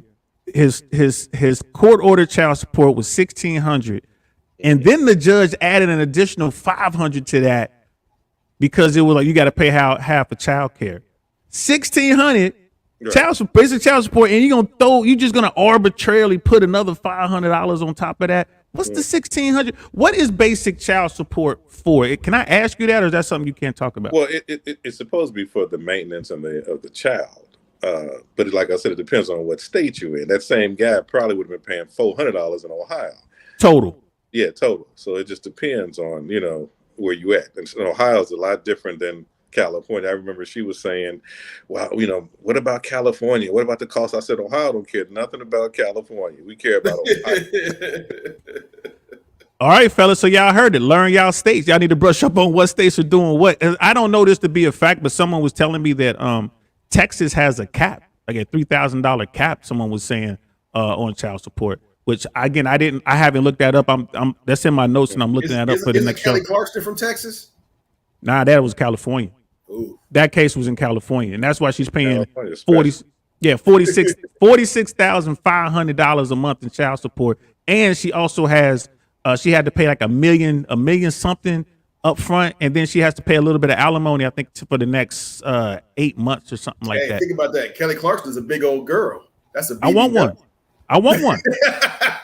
But you need to come back to Ohio then. Yeah, I mean, but they gotta have Kelly Clarkson money now. They gotta have that money. That's the caveat. That's what it is. That's the caveat. Every 10 million, you lose about 15 pounds. Hey, that's all good, bro. It's all good. The the smallest girl right? Yeah, for real. Last call. At least it's real. Yeah, that's what's up, man. He was about earlier. Is Ohio until 18 or 19? I'm not sure what you mean by that, brother. Is it child support? Do you pay until you're 18 or 19? Oh yeah, aren't they doing to where you go through college? No, you pay until you're 18 unless the child is still in high school. And if you get a child that takes a little longer to get out of high school, then you may pay until 19. But it's supposed to be 18 and then graduate. So there's no stipulation for college. Like if they go to college for 4 years. No. Okay. That's up to you and the mother to decide that. Now, sometimes in a divorce, people throw that in and will agree to pay, but the courts, no, they don't make you pay in college. It's 18 unless the child has not graduated from high school. Then it's when he graduates from he or she graduates from high school. Anybody in Ohio, holler at Perry. What Perry? You bar certified in any other states or just Ohio? Ohio, and I can do any state federally. I used to do stuff in California, that type of thing. But Cali's a little different. So y'all heard that federally. Holler at my man. Cali boy. That'd be something, bro. Cali was a little different, Cali's a little different. And Perry, I know for a fact that you've also helped people out with their business dealings, entertainment and stuff like that. Oh yeah, I did. I represented Bruce Swedeen. He was the #1 engineer in music history, and I did for 30 years. We did Michael Jackson, J-Lo. We did just about everybody in the business at one time. So, yeah, I did a lot of that.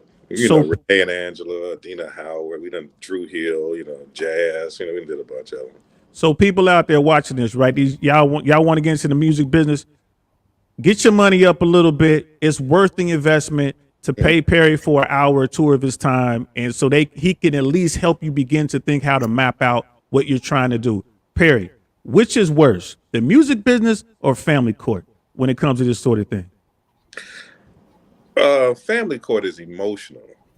The music business is more cutthroat. I don't know if you remember this. You remember the girl we used to call Gangster?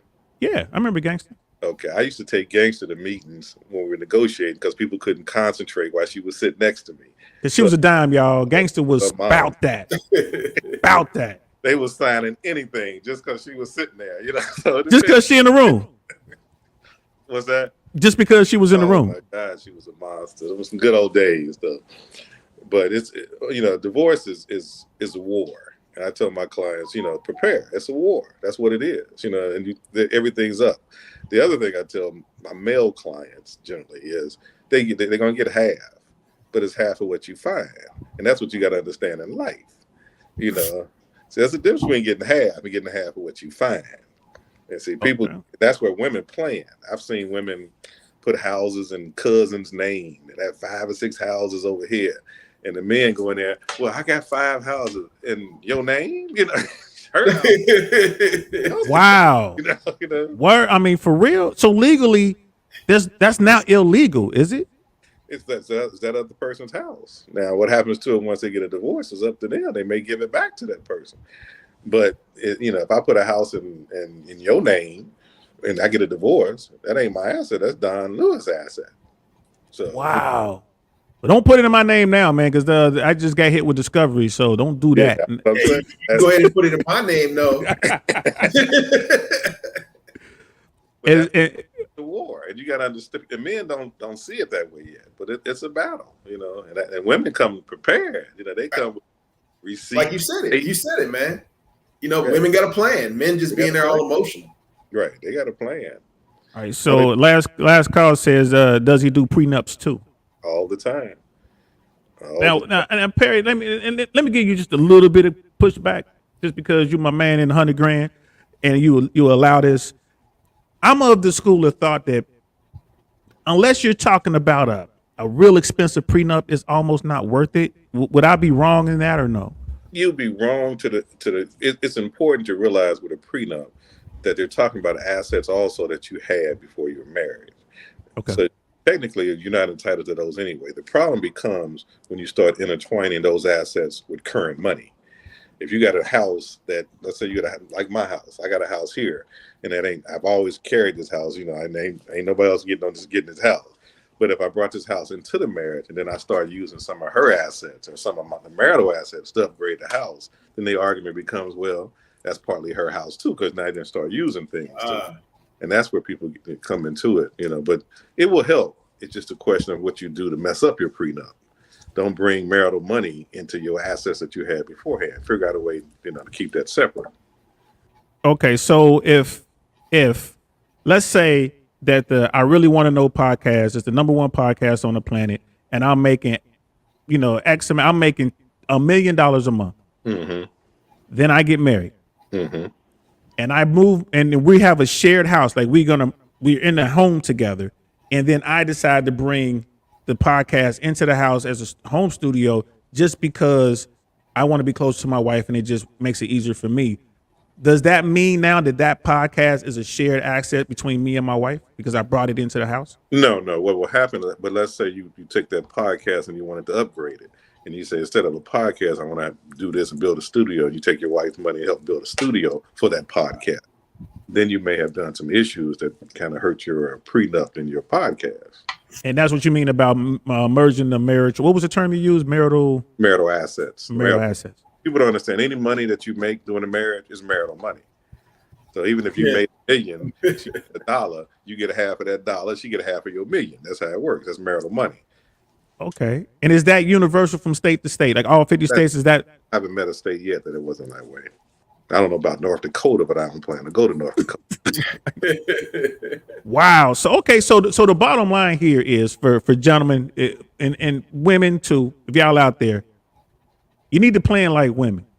If you're gonna go into a thing where you're gonna get married and the odds are that there's a 1 in 2 chance that this marriage ain't gonna work, you need to at least have a plan in place that keeps your marriage separate from everything you've built up until that point. Would you agree with that? Well, you got to protect your assets that you had beforehand, and anything, some of the ones that you still got. You got to always protect yourself. And I hate to say it, but it's a fight at the end, And it's like I told me and one of my Bridget in Louisiana, the attorney down there that you talked about. It's always about money at the end. I don't care who you love, how much you love. It's about money for one of you. Now, one of them is already still in love, the person that don't want the marriage to end. But that other person is talking dollars and cents. And if you don't understand that it's $1 and cents at the end, that's when you really get hurt. Because I don't care who you love. At the end, if she wants out or he wants out, it's about the dollar at that point. How much am I going to get out of this? Wow. Okay. You Okay. know, And also, then also, go ahead, man, Jay. look. Also, I was gonna say, pay attention to the warning signs. Oh yes. You know what I mean? Red Pay attention flags. to the warning signs. Don't be like, I'm so in love. I can't believe this happened. Look, everybody I know that's had breakups and relationships and gone through divorce. You sit back and talk to them like, yo, you didn't see that? Right. Come Right. on, pay attention to what's going on. Mhm. You know, like I said, your woman will smile in your face all day long. You know, guys, we be feeling guilty. Yeah, we be showing. open around. Women, boy, should be out with your best friend and be sitting around the table smiling with you. No, really, pay attention to what's going on around you, man. Don't be so caught up that, I mean, some of the shit is obvious. And the other thing I tell people is, whether it's men and women, and love is great. I ain't got nothing against love, nothing against relationship, nothing against marriage. I hope every marriage works. But if it don't, call me. But what I tell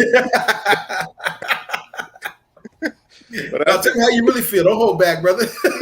yeah, hey, I'm here if it don't. You know what I'm saying? But I think you got to understand, you got to protect yourself too. You know, if you know you making 10 times what she's making, and at the end she's gonna get half of that. You know, you gotta.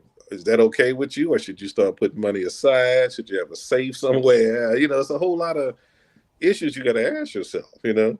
And that's a real conversation, man. I mean, how many times have Don and I, we've talked about that stuff. Like, if Nay and I ever separated, I mean, No, we didn't. I don't know what you're talking about. We ain't had that talk. I don't know what he on. He got CTE, y'all. It's too many jumps. Too many jumps. He done hit his head. He done bumped his head one too many times, y'all. One too many. But oh man, we lost him again. I just need to go ahead and just walk away. Yeah. And she gets. I mean, because she's earned that. Mm-hmm. I mean, like, and I tell people, without her, I wouldn't be here. And I've said that many times. Right. And people around me know it. So I mean, and be aware of that. Like I said earlier, women choose men. Mm-hmm. Like, men don't choose women. I'm gonna be 100 with it because y'all missed a lot of that. But basically, what Jay was saying is, his wife actually did earn it. And let's say that something were to go terribly wrong, and they decided they're gonna go their separate ways. And if Jay came to me, we already had this conversation. I'm like, bro, she earned that. I'm not helping you hide nothing. If that were the conversation, I'm not helping you keep what she earned from her. I'm not. That's my little sister, bro. I'm sorry, nah, man. She gets that, and that's what y'all missed when his camera froze up. Yeah, and they got me out here in the guest house, man. Like, don't go in the guest house. No, next time go back where you was. The brother got a guest house. The brother has a pool in the middle of his house. I put it out there. I put it out there. No. Yeah, he does. He does. Nice pool, hot tub, and everything. Best house on the block. But listen, to bring it full circle, because we're gonna close it down. Thank both of y'all, yo. Jay, thank you. Like, Perry, thank you so much, brother. I'm pretty sure people are gonna be asking, where's Perry? They're gonna see this and then later be like, yo, go get Perry. I got some questions. I'm in Colombia. Yeah, you won't go Medellin. Yeah, it'd be a different setting if I'm in Medellin behind. Yes, Lord. So but I wanted to bring it full circle. We started this conversation talking about Chris Rock and how he handled the smack and being the Sigma and all that, the Super Sigma. But let's finish it with Will Smith. Because we've been saying all these things about marriage, we've been saying all these things about preparing yourself and being prepared and what to do if it don't work out. Mm-hmm. I'm looking at Will Smith right now and I'm thinking there's a really good chance now that the backlash is starting to come from him, like he just stepped down from the academy and all this other kind of stuff. There's a good chance that Jada might want to walk away now. What are your thoughts on that, Perry? We'll go with Perry first. I don't think Jada has everything. She's doing what she can do. She's killing everybody she can. She bagging them. She bagging them. Jada's like a light-skinned Kardashian, bro. Yeah, what does she got to walk away for? And she got to have his money. Jada, she doing all right on her own, but she ain't Will Smith. Let's put it like, what I'm saying. She make a little. She like Johnny Carson's wife. Here's my dollar. It ain't the same thing. She ain't Will Smith money. So where's she going? She ain't going nowhere. So you think no matter what, they're in it. They're in it. They're like ride or die now. We heard the rumors in LA for years. They got a different type of relationship, I've seen it. I've seen it myself. Right. So their relationship is not a typical quote unquote marital relationship.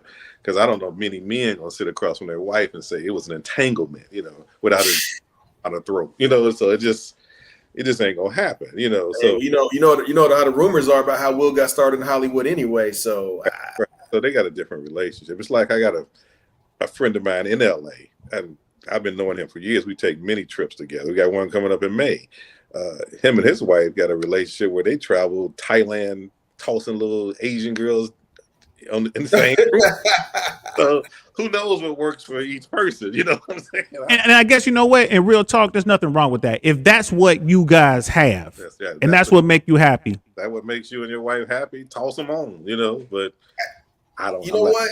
And that's real talk, because I think if they would have just come out and been like, hey, you do what you do, I'm doing what I do, it wouldn't have looked as bad. Right. But I mean, she made him sit there and just take it. Yeah, he took it. Like I did it. And it's your fault you did it. It's your fault I did it. Yeah, and you should apologize to me. And in your bed, I did it. In your bed, while he was eating your foods, them your grapes he had in his mouth. Right. But I think Austin might be a 6-footer. Will ain't mess with nobody. No, in a different weight class. Will don't want to mess with somebody, hit back. Wow. All right. Well, you had it here first. And one last question for Pito. In your expert opinion, will the laws with respect to the family law system, will that begin to change, you think, within the next 5 to 10 years? Well, I don't think that it's a question of the laws changing. I think it's a question of the clients adapting to what the laws are. I mean, the laws are set out here, and as women make more money, it's going to hurt them more. And they go to court now. Women go to court thinking, I get half his pension, I get half of the equity in the house, I get half of the money in the bank. Well, but if you got more pension, more 401k, and more all that, now the men are getting that. So it's that part is what's happening right now. And they were like, wait a minute, I got to cut him a check? Well, yeah, you do. That's how it works. I got a case now. The lady I represent the man, and she's dragging it on forever because she can't wrap her mind around the fact that she got to cut a check. Well, you wanted this divorce. I'm just here to get him what he's legally entitled to. So if he doesn't have a 401k, you do. Give up half your 401k. That's how it works. And that's for marriages. That has nothing to do with child support. Child support is completely different. It's just earnings. But if you get the child, then she got to pay support too. So if it's in the best interest for the child to be with the father, and at a certain age, the judge will listen to the child. So at a certain age, the child wants to come there, or if it's in the best interest for the child to be with the dad, then she got to pay support along with cutting that check. Wow. And then JSwans, you get last word on that? Nah, don't leave me.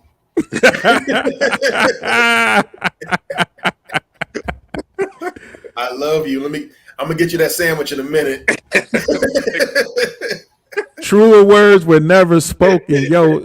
Thanks for like I said, this is D.L. saying I really want to know podcast. Perry, where can people find you, brother? Because I'm pretty sure you're gonna have some people want to hit you up. Where can people find you? I'm at pdjlawyer.aol.com. Phone number in my office, 513-241-1991. Same number since 1987. What about the gram? You don't do a professional social media, just your private one? I just do private. Facebook, Instagram, PDJ Lawyer. It's all the same.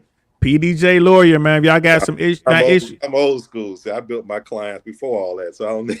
Exactly, brother. When you said AOL.com, I kind of paused. Hey, I think I'm the only one still got it. So, I got the same cell number since cell phones came out, so I ain't changed nothing. Hey, Perry had the original brick phone, y'all. He had the big one in the bag. Okay, wherever you went. Had an orange phone. Boy, that is so funny. But thanks again, Perry, man. That was amazing, brother. Now I'm gonna be hitting you up all the time. JSwans, man, he always doing his thing, man, acting a fool. I got people hitting me up like, your man JSwans is crazy. Like he is. He really is. Y'all understand? I ain't joking about them hits. Too many jumps, bro. Too many hits.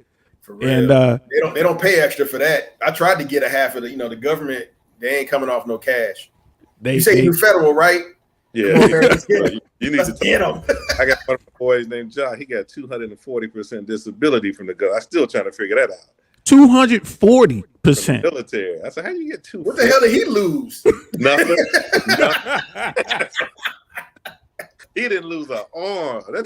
I said, I don't know if I want that shit. But you get that check every month. I was like, Lord have mercy. 240%. Wow, he the god. He done lost his left testicle and a pinky, boy. He more healthy than all of us. Now they paying the brother to go to school. I said, wait a minute. Come on. Dang. You know, said it out loud. They're gonna be like, "Who's the cat that got 240%?" He about the only point. That's for sure. I said, man, I thought it was 100 was the max. He got. Boy, me too. I'm sitting here looking. If you got more than 80, you doing it. I'm sitting there googling the VA right now. Like, y'all tripping. So yo, that's it, man. Yo, I hope you guys out there enjoyed. I hope you got something from it. This is how we get down. So yeah, thanks again to PD, man. Thanks again to JSwans. That's Perry Davis. Go check him out if y'all need his assistance. He gonna hook it up for y'all 100%. I'm Don Lewis. Y'all know me as DL Saint. This is the DL Saint I Really Want to Know podcast. I'll talk to y'all later. Peace. Hey Perry, all love, bro. Take it easy, All right, man. same here now. We got to get together.